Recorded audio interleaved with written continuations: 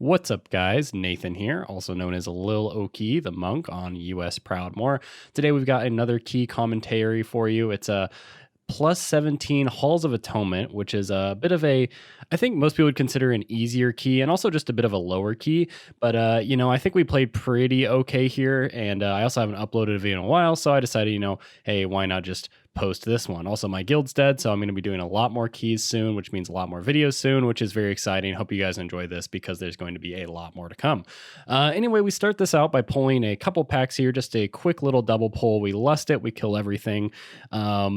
This is always a weird one for me because the way we pull that, things die so fast. My 20 million year Windwalker cooldowns actually get wasted quite a bit. So sometimes I will actually hold, all of my cooldowns there and just use them here. And you'll see that probably would have been the best decision because if I would have had cooldowns rolling right here, this whole pull right now would have gone so much cleaner. But anyway, we're getting started off here. As you can see, we're keeping an eye on the obliterator there for the wicked obliteration curse. Actually, that's not what it's called. Cursed obliteration. I don't know. Anyway, we double kicked into that, but we're going to make sure that doesn't happen again, I'm sure, because we're just fantastic melee players that would never misplay our kicks in a million years. We're just trying to kill this here. Oh, we get a guy to die. This is actually kind of a bad play here. I focused the obliterator, force a sanguine, but we do have a haymaker, so we can punch him out there. No big deal. And now our tank is just kiting the Gargans. Even without loyal beasts actually going off, Gargans are not really fun to deal with because they do stack up a pretty nasty bleed. Also, one thing I haven't been hit by yet is the what's it called? The thrust. The thrust on these dark blades. These things actually can just get absolutely chunk you down. And I think my warrior got hit at one point already, and she got chunked down to like 20% life. So that's why we mark the tank here. I mean, we always mark the tank in general, but that's one of the reasons why it's really good to mark your tank here because you can make a point at not standing in between triangle and the dark blades. Definitely not something you want to get hit by. But anyway, so we've combined. This has sort of been like a kind of a triple pull, honestly. We started with one pack, combined it about halfway through, then combined the next one about halfway through. And we're going to get our prideful, not off this, but I think just off these two mobs right here. Yeah, so he's going to throw his shield. He's going to silence them. So they run in here. These are both obliterators. I'm going to grab this kick here. That's good. Looks like everyone kicked into that one. Yikes, but that's okay.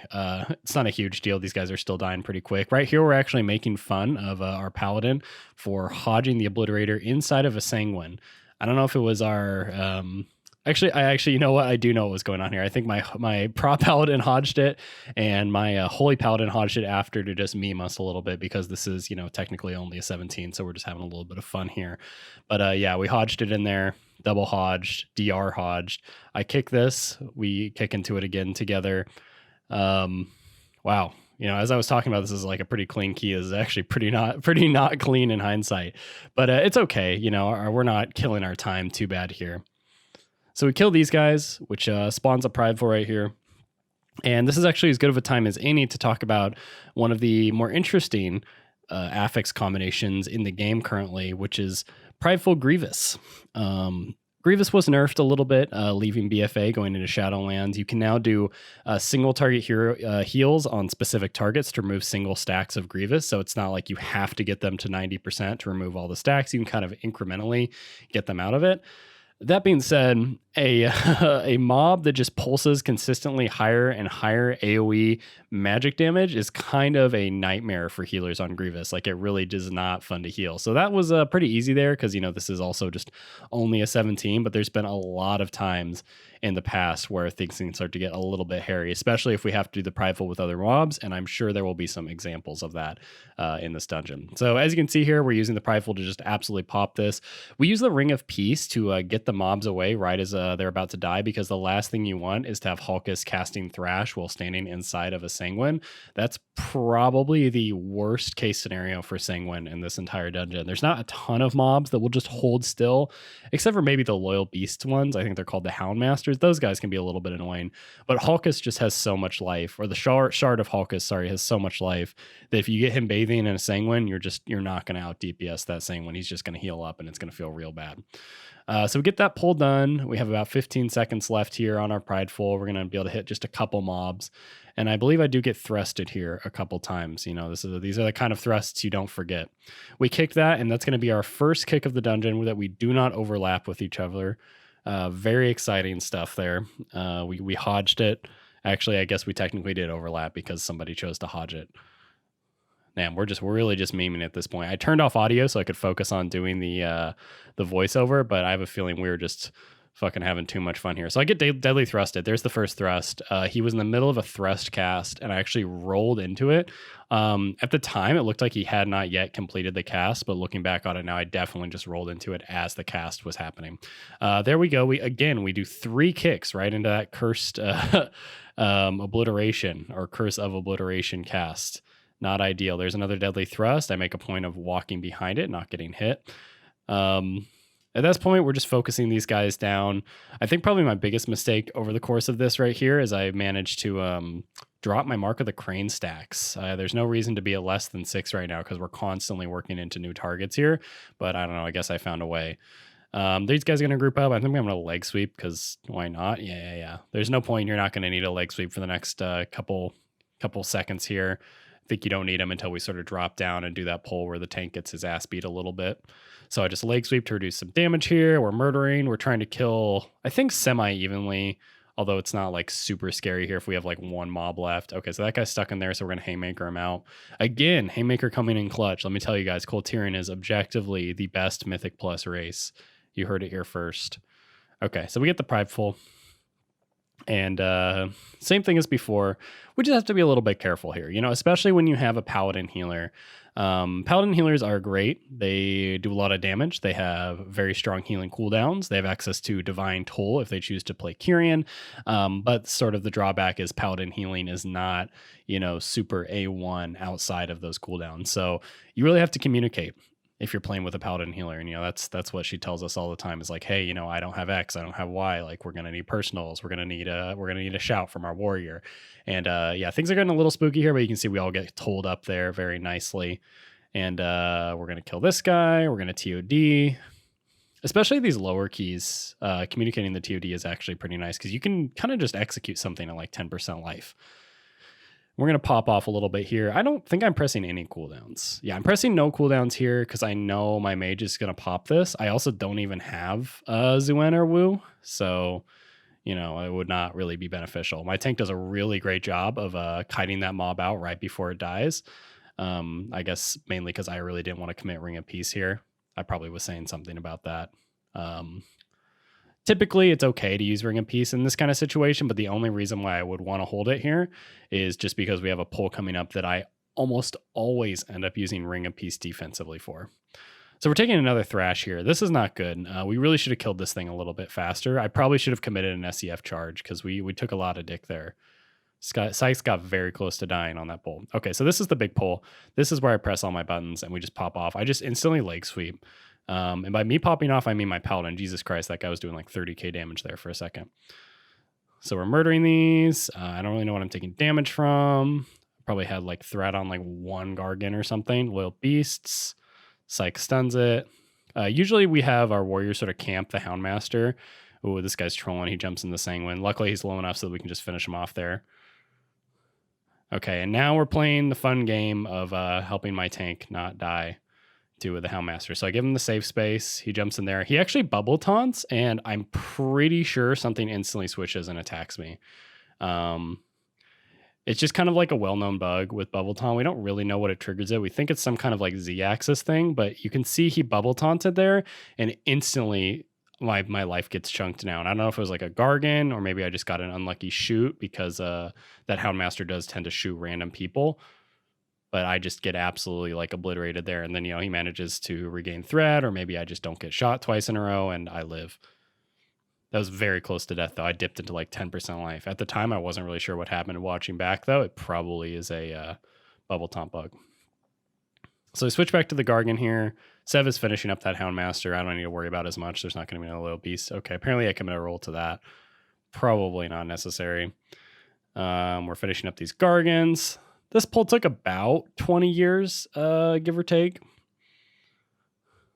But we ended with 11k, so we actually popped off pretty hard on that, even though it looked pretty inefficient near the end there. So we're getting the Obliterator in here. Got to watch out for the thrust on the Darkblade. You can see where the triangle is. See how I'm making a point of not standing in between the Darkblade and the triangle. We're hodging the Dark Blade. It looked like he turned around there. It looked like he wanted to Sev. Interesting. He definitely was trying to get Sev there. I think Sev must have combusted that. I don't know if it was like a necessary combust, but I'm not going to hate on it, but it definitely probably contributed to him getting some kind of threat there because it looked like that Dark Blade turned around and started hitting him. So anyway, we're doing the Pride here. One of my least favorite parts about Sanguine is how occasionally it's impossible to see. Do you guys see that Sanguine pool there? Directly to my right? Yeah, that's scary. Also, I managed to get myself sniped there. I'm not really sure why I made that error, but... So we're going to commit a defensive here. And I think it's not so much for me, so much as that when I pop my defensives, I can be basically ignored by the healer, which is really nice. We're going to dip pretty low here, but I'm probably saying right now, guys, I can TOD. I can TOD. Just 10 more K. Just 10 more K. We got this. Bam. Dead. Definitely a bit of a spooky or prideful, just purely because I got sniped there. I'm not going to place any blame there. I don't really know whose fault it was, but... we're going to kick the sins. We're going to Fist of Fury the shit out of these guys. We're going to press all our buttons. We're going to spin to win. We're going to do that same thing I mentioned, which is ropping them away from the Shard of Halkus right before they die. Oh, okay. Now this is panic mode. You can see the healers died. I believe it was just kind of a rough sort of, not quake, what's it called? Thrash there. So she got pretty low. So this is actually really scary here for us because I just got LOH'd or wogged, something. Either way, I got healed up, so there's not a big heal coming for me anymore. I don't have any defensives. I just lived that by the skin of my teeth. I did get LOH'd, actually. I have Forbearance. I'm not sure when I got LOH'd, but holy shit, that was a close one. That really easily coulda, shoulda, woulda been a wipe there. But I believe we recovered because our tank just went full healer mode. Flash of lighting people, you know? Probably the biggest strength of protection paladins, and this isn't like super OP or anything, but it's just kind of the fact that no other tank can really do this, is if they get caught in a pinch, they can really pump out some huge healing with Word of Glory and Flash of Light if they absolutely have to, although it's probably better to generate some holy power and press Word of Glory. But in that case, you know, he just had to fucking press buttons to keep us alive. You guys saw how low I dipped there, but really no other tank there could keep people up except maybe like a Blood DK with like the Vampiric Aura legendary, but nobody runs either of those things. Not that nobody runs that legendary and nobody runs that spec. So really that was some prop pally gameplay coming in clutch there, keeping us alive. So we're finishing up these Gargants here. Kind of a bit of a longer pull here. I don't think anybody felt like committing cooldowns going into that. So we're going to get on these guys. I'm going to commit an SEF charge. I'm not going to commit my full cooldowns because we're getting quite close to having to do the boss here. I think I stood in a thrust or something here because I took a lot of damage. Maybe I just got shot by the Houndmaster. Classic. Okay. My tank has 5 stacks of the bleed. Either he kited or he Kyrian potted it off, but he had to remove that. 5 stacks is actually pretty scary. I'm impressed he got to that. Usually that would be a bit of a death sentence for him. So we got the Pride here, and this is another one of those. We really are doing our best not to commit any cooldowns at all here. So we might have to commit some defensives. We'll see. Looks like our healer has plenty of mana. It's funny, though. I mean, even if you have plenty of mana, a Holy Paladin just isn't going to have access to that same throughput as something like a Resto Shaman. So we're really just trying to do as much damage as we can here without pressing a single cooldown. I have a feeling I'm going to use defensives at some point. Oh, no, we're good. Divine Toll happened. We're good. So we TOD it. We're good to go. We have 1 SEF charge here. Not ideal, but this is a fortified boss, so he's going to die pretty quickly. We'll probably be out of cooldowns at some point, but it's not a big deal. So for this boss, for those of you that don't know, Halkus does do a slam at the location of the tank. So it's very important not to stand on the tank, or in this case, the little green triangle. My warrior always reminds me not to do that because I am just somehow addicted to getting hit by cleaves. I don't know. It's like my strange addiction. I just like getting hit by cleaves. Something interesting we did here, I don't know if you guys noticed, but I'm obviously not the Venthyr player in this party, so it's not something I usually think about. But what we do is we grab the Stoneborn. from far away. We go into the fight with the Stoneborn. And then when the Stoneborn expires, our warrior jumps out. She uses, what was it called? Zerker's Rage, I think is what it's called, to make her immune to fear effects so she can grab the other one. Here we combine in the trash here. Very good. Very easy boss, fortified 17. Very hard to mess up, especially with how quickly he dies. So we're able to sort of just combine in these two trash mobs here. Pretty simple stuff. We're going to Hodge the Obliteration. Nobody else kicks into it. That's actually exciting. That's the second time in this key that we managed to successfully not overlap huge CC. Another thing to point out here, we do not actually have access to Invis. I think I'm going to Haymaker this. Oh, I choose not to Haymaker it. Okay, so I'll let that guy heal up a little bit. I don't know what I'm saving my Haymaker for, rainy day or something. But we don't have access to Invis here, and it's a pretty popular skip to Invis some stuff right here. So you really want to make sure you don't use a damage pot on that boss. So that's what I'm doing here. I Tiger's Lust, and then I press the Invis. If you do it the other way around, you're just going to break your Invis like a dum-dum. Had to dodge that little pack of ankle biters there. That was actually kind of a close one. My tank and I were having to pull evasive maneuvers. Looks like Sev forgot about the Invis button. Very, very crucial stuff as a mage. This is actually pretty funny here. This is our healer Sid. She pops a Invis pop, but she pops it really late or really early, so she actually dies. I can't hear the audio right now, but I imagine we're clowning on her pretty heavily. I'll link to her perspective on her YouTube channel if she posts it, but I have a feeling just due to that fun little blunder right there, she's not going to have that on her channel. But it's no big deal. You know, we have reses. You know, we have a couple specs here that can take care of that.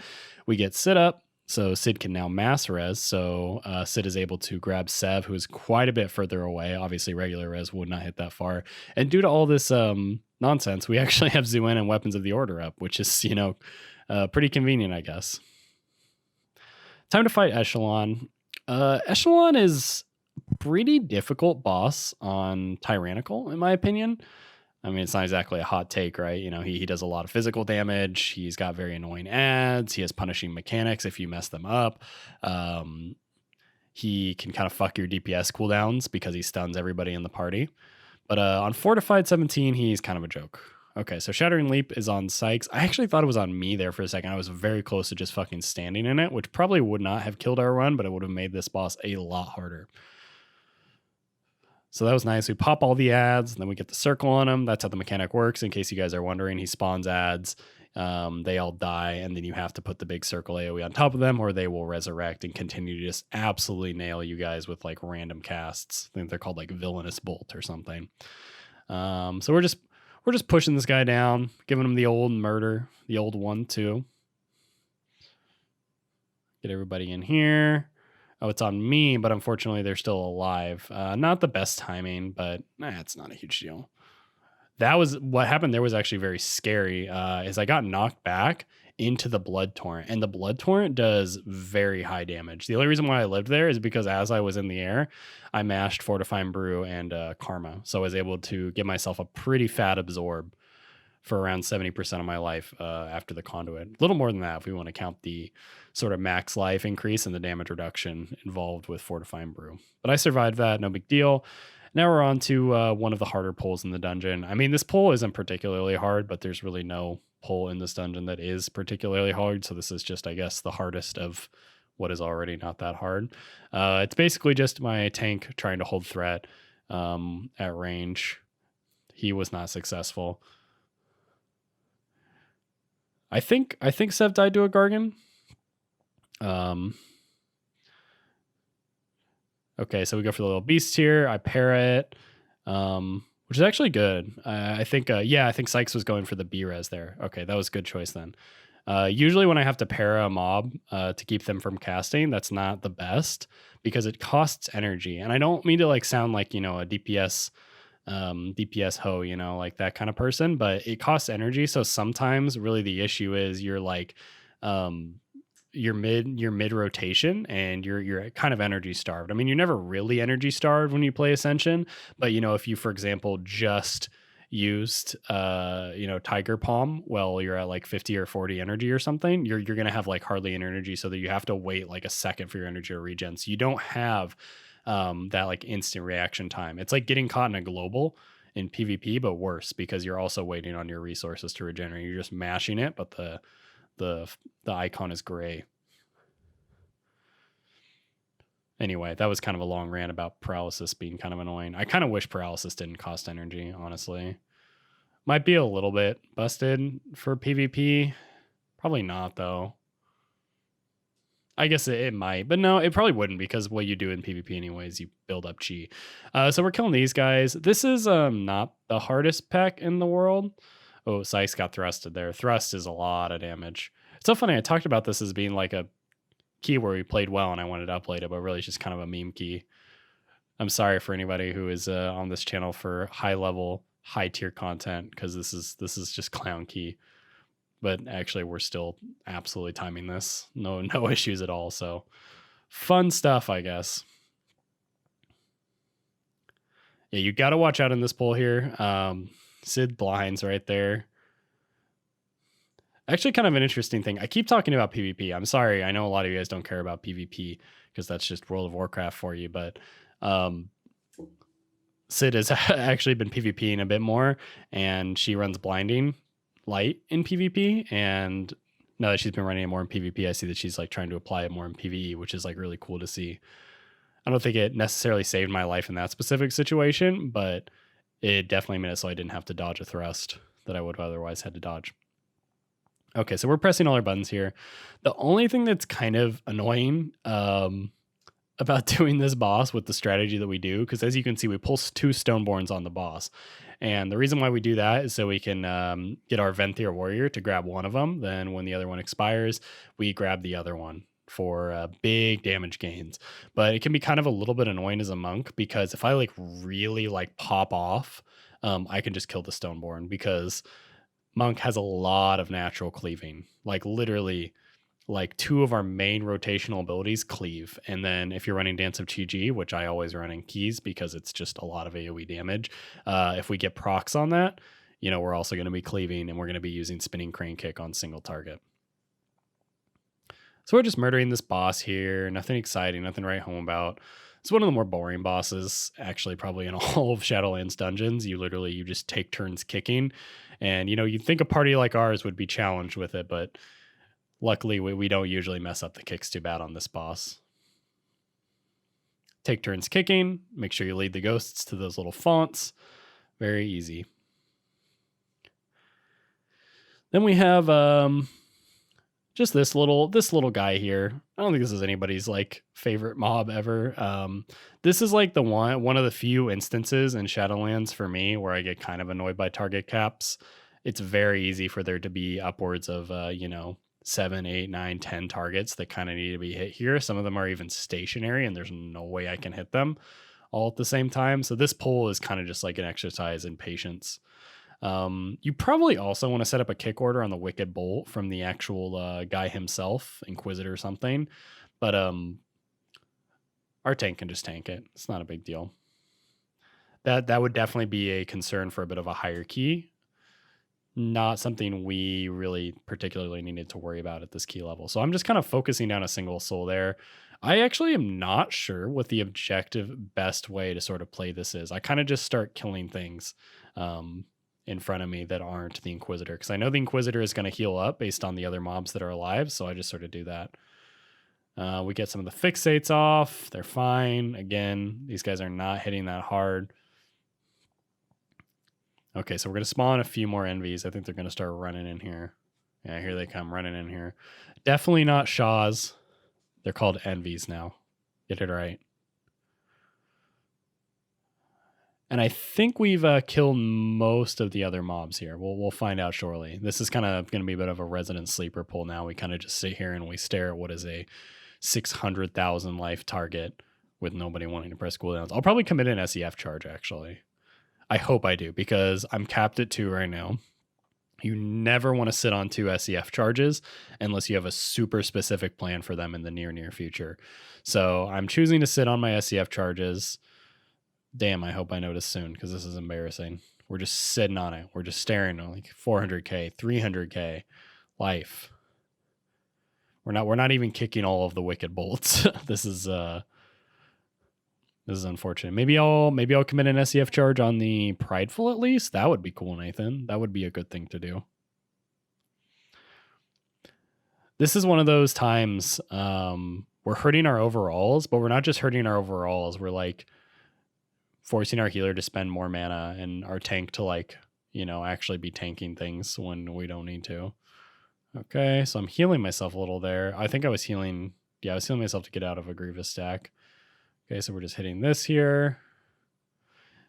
Wow, so if we would have just committed an SEF charge like a minute ago, which was like when the Inquisitor was at very high life. Okay, here I'm being dumb. I didn't realize it was on me. I was like, oh, who's it on? I'm moving around. I was like, oh, it's on me. Typically, the way we like to do things, and I think most groups like to do things, is if you have the Prideful debuff on you, or whatever it's called, just like little coordinates thing, you just hold still. And I really messed up a little bit there because not only did I move around when I have it, but, I also got myself sniped. Okay, so we're doing Lord Chamberlain.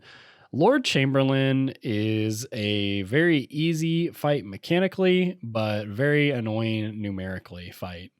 He can do a lot of damage to everybody in the party in ways that are basically unavoidable. So this is one of those bosses that is supposedly very, very easy on Fortified, but a little bit annoying on Tyrannical. Luckily, this is Fortified, so we're just handling this no problem. Doing our ritual here. Sev misses the line for a second, which is terrifying, actually. I get bopped. I don't think this is physical damage, but I'll take the bop. Sure, why not?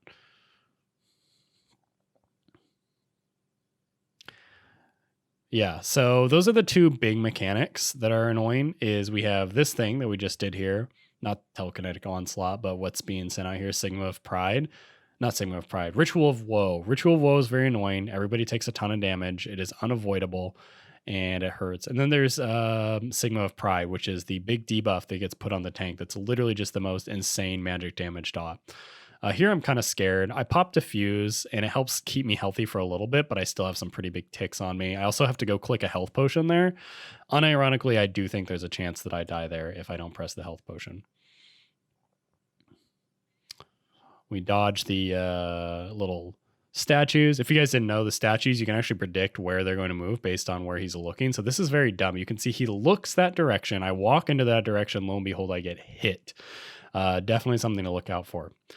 And there we go. Yeah, that's the 17+1. I thought this was a bit of a cleaner key. I remembered it as a cleaner key, but I had a lot of fun in this key. We had a nice 6.9 overall, which is pretty good for me. Definitely a bit above average. Although I'm starting to push into the 7 range now, which is feels good, man. But yeah, that's a 17 holes. Just goes to show, if you guys, the key, you have some fun with your friends. You don't need to absolutely sweat your ass off just to time keys like this. So hope you guys enjoyed this gameplay. Hope you guys enjoyed the commentary. Subscribe, like, feel free to leave questions below if you have any. And I hope to talk to you guys soon.